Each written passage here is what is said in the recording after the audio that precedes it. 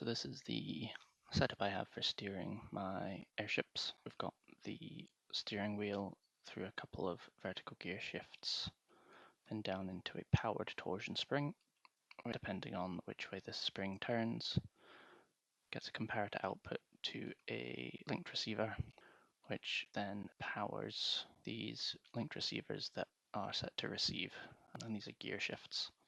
So we can see the particles go in the same direction, and then what we want to do is when we turn the steering wheel left, that left propeller changes direction back to the middle. If you want to go right, that other one changes direction. You can see in the particles there.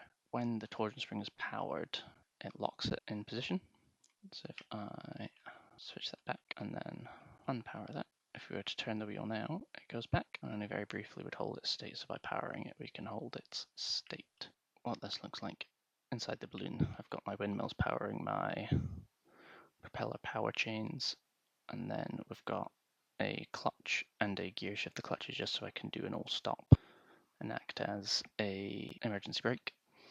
But this front one is the gear shift, which has a linked receiver set for changing directions, and then I've got a second link receiver there, just so I can switch them both to the same direct reverse and the same direction, so we can do a reverse. So let's see this in action. I'm just going to put a little bit of power to my propellers. A nice little bit of speed, moving forward 3 blocks a second.